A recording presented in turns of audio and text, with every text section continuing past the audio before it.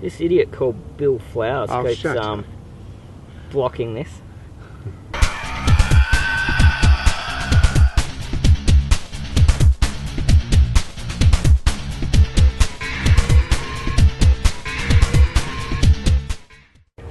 Well, young hobbit, what have you got there for us? Just been reading a few of these comments that have been left on our current Thylacine footprint in the mud video.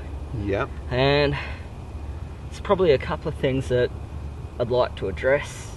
A lot of the comments bring up incredibly valid points. They're really awesome comments. Just like to maybe go through a couple of them, and it might help people visualise what we saw a little bit better. Yeah, and what I love about this whole YouTube thing is it's just a big team effort. Really. Absolutely, and our team seems to be better than the rest. Yes. Thanks, guys. I suppose I can't remember the specific comment, so sorry to anyone who laid that comment, but it did get me thinking. They were concerned about the idea of it being through the day and things like that. Okay. Yes, because from what I understand, the story I got from the witness was that it had rained, and they went for a walk in a break in the rain. Yep. They found the muddy say print. not just rain, but storm, like there was a hardcore storm. Electrical storm. Yeah. Yep. But then there was rain, then there was a break in it, and so they went for a walk. Yep. Saw the print, and then I think they put a bucket over it to stop more rain getting on it, and they did the best they could to get that print. And then it rained again. So it's not unusual for marsupials to come out in the middle of the day, even in summertime, if it's cool weather. Absolutely. They're nocturnal not because they're afraid of the light, it is because they're not well adapted to heat. Yep. And that's what makes them nocturnal. They prefer cool weather, and that's why in Tasmania often you'll see them in the middle of the day if it's a cool day. The first comment I'd like to address is from Antarctic Wolf, and they've left a couple of awesome comments, but this is the one I want to talk about. But why does he want to be censored? Yeah, well, in Tasmania, Thylacine, people view it the same as they would view Sasquatch or UFOs. A lot of people just, give it a bit of a sneer, a bit of a laugh, and if you are a person who has a good reputation intact, it's probably not the best to sort of say that you believe there are thylacines out there. It's probably avoiding a lot of public scrutiny by doing so. That's why it's so hard to get it out of you. I thought he was very, very credible. That was the first time I'd met them. I thought he was very, very credible.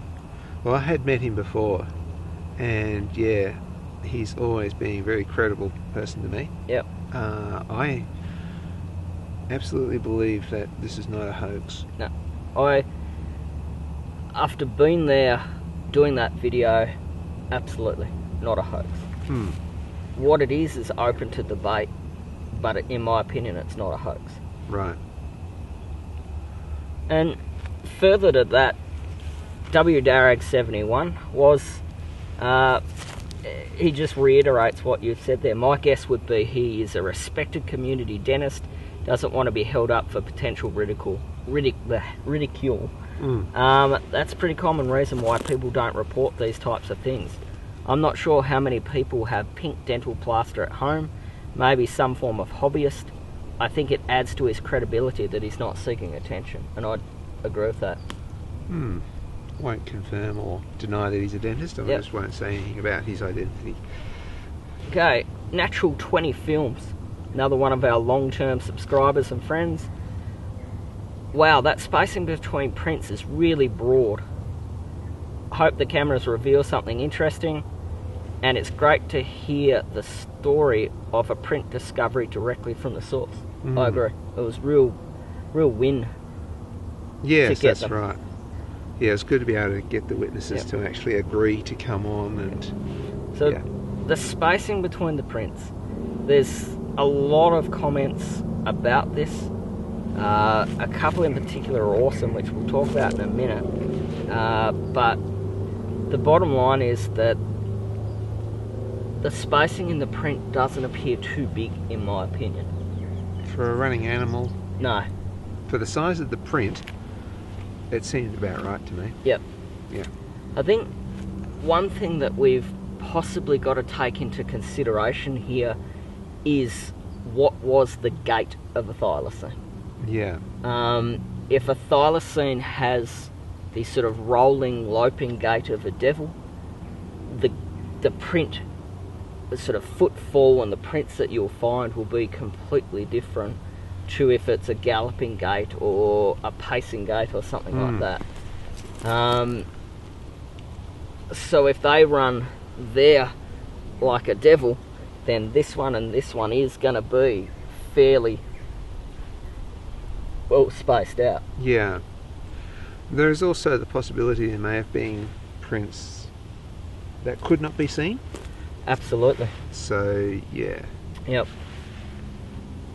To me, I didn't have much of a problem with it. Because, you know, seeing the cast and seeing how large Yep.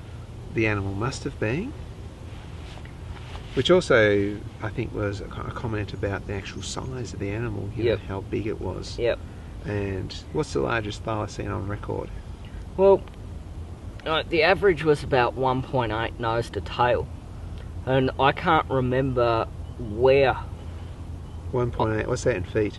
6 foot, Okay, you old school pre-decimal, American. doesn't even have a smartphone. We're in my American camp, Yeah. so, you know, we're using feet and inches. I can't remember where to cite it from, but I do remember reading something about an animal that was up around 2.4 metres long, 2.5, maybe 8, 9 2.8 feet long. yeah, metres long, and was So WDARAG 71.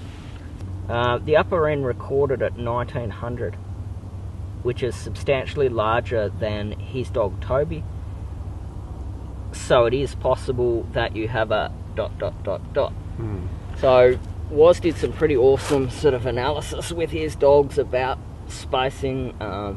It's there for you guys to have a read on in the comments. It's well worth a look. It's a pretty awesome bit of backyard detective work, and I agree. Like a 1900 mil animal, 1.9 metres long. Well, I remember seeing in the Queen Victoria Museum a little stuffed one, which is Yep. about this long. It's fairly pathetic, really. Yeah. But then if you go to the Hobart one, Mhm. this is massive, intimidating looking animal, which looks like a really large dog, like almost wolf. Yep. It's about the size of a large wolf, you know. It's like it's Yeah, really intimidating. Absolutely, and that's what And I that's a big animal. visualised them as. Mm. Do you remember that photograph where it's strung up in a tree, hanging by its tail, and the guy's got the gun and yes, a fur-skin hat? Mm-hmm. That animal's huge. That's way more than 1.8 metre long. Yeah. That sort of has to be up there as that sort of over 2.4 animal that I may have imagined this sighting for. Yeah, and I'd also probably say that, you know, they would have to be fairly intimidating to be so despised and hunted down so much. Absolutely. Yep. I mean, quail can get to 1.3 metres long. Mm. And that's a big quail. Yeah. And I mean, Thylacine was a much bigger animal than quail. Oh yeah, definitely. Yep. Okay, moving on. Okay, the Sheepman 220. To paraphrase, were there any prey animals active in the area at the same time? Yeah, well, there would have been prints all over the place. Mhm. I think what he was getting at was their prints running away from these Yep. large prints. I don't think that was the case, but I know the area and there are wallabies absolutely everywhere. Yep. You can almost trip over them as you walk along, there's so many of them. Quite like a lion's roar. The gait of this animal is very large. If it's a dog, it would almost certainly have to be a Great Dane, which seems unlikely. Dogs also do a lot of circling and zigzagging. Okay.